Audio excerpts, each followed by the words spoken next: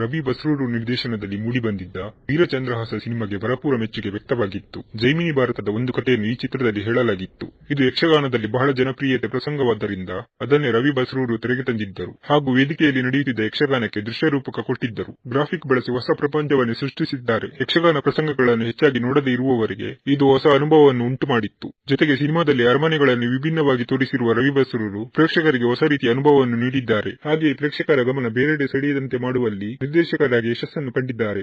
ವೀರಚಂದ್ರಹಾಸ ಚಿತ್ರದಲ್ಲಿ ಶಿವಪುಟ್ಟಸ್ವಾಮಿ ಪಾತ್ರದಲ್ಲಿ ಶಿವಣ್ಣ ಅತಿಥಿಯಾಗಿ ಕಾಣಿಸಿಕೊಂಡಿದ್ದರು. ಯಕ್ಷಗಾನ ವೇಷದಲ್ಲಿ ಶಿವಣ್ಣನನ್ನು ಪ್ರೇಕ್ಷಕರು ಕಣ್ತುಂಬಿಕೊಂಡಿದ್ದರು. ಸಣ್ಣ ಝಲಕ್ನಲ್ಲಿ ಎಐ ತಂತ್ರಜ್ಞಾನ ಬಳಸಿ ಅಣ್ಣವರು ಹಾಗೂ ಅಪ್ಪು ಅವರನ್ನು ಕೂಡ ತೋರಿಸಲಾಗಿತ್ತು. ಇದಕ್ಕೆ ಒಳ್ಳೆಯ ರೆಸ್ಪಾನ್ಸ್ ಕೂಡ ಸಿಕ್ಕಿತ್ತು. ಅಲ್ಲದೆ ಕನ್ನಡದಲ್ಲಿ ಯಶಸ್ಸು ಕಂಡಿದ್ದ ವೀರಚಂದ್ರಹಾಸ ಸಿನಿಮಾ ಬಳಿಕ ತೆಲುಗಿಗೂ ಡಬ್ ಆಗಿ ಅಲ್ಲಿ ಬಿಡುಗಡೆಯಾಗಿತ್ತು. ಹೀಗೆ ಭರ್ಜರಿ ಯಶಸ್ಸು ಕಂಡಿದ್ದ ವೀರಚಂದ್ರಹಾಸ ಸಿನಿಮಾ ಇದೀಗ OTTಗೆ ಕಾಲಿಟ್ಟಿದೆ. ಚಿತ್ರ ಅಮೆಜಾನ್ ಪ್ರೈಮ್ ವಿಡಿಯೋದಲ್ಲಿ ಸ್ಟ್ರೀಮಿಂಗ್ ಆಗುತ್ತಿದ್ದು ಅಲ್ಲೂ ಕೂಡ ಒಳ್ಳೆಯ ಪ್ರತಿಕ್ರಿಯೆ ಸಿಗುತ್ತಿದೆ. ಪ್ರೇಕ್ಷಕರು ಎಂಜಾಯ್ ಮಾಡಿಕೊಂಡು OTTಯಲ್ಲಿ ಸಿನಿಮಾವನ್ನು ವೀಕ್ಷಿಸುತ್ತಿದ್ದಾರೆ. ಅಲ್ಲದೆ ರವಿ ಬಸ್ರೂರು ಕೂಡ ಅವರ ಕನಸಿನ ಸಿನಿಮಾ ದೊಡ್ಡ ಮಟ್ಟದಲ್ಲಿ ಪ್ರೇಕ್ಷಕರನ್ನು ತಲುಪಿರುವುದಕ್ಕೆ ಸಂತಸ ವ್ಯಕ್ತಪಡಿಸಿದ್ದಾರೆ. ಅಲ್ಲದೆ ಚಿತ್ರವನ್ನು ಶೀಘ್ರದಲ್ಲಿಯೇ ತೆಲುಗು ವರ್ಷನ್ ನಲ್ಲೂ ಕೂಡ OTTಗೆ ತರಲು ಪ್ಲಾನ್ ಮಾಡಲಾಗಿದೆ.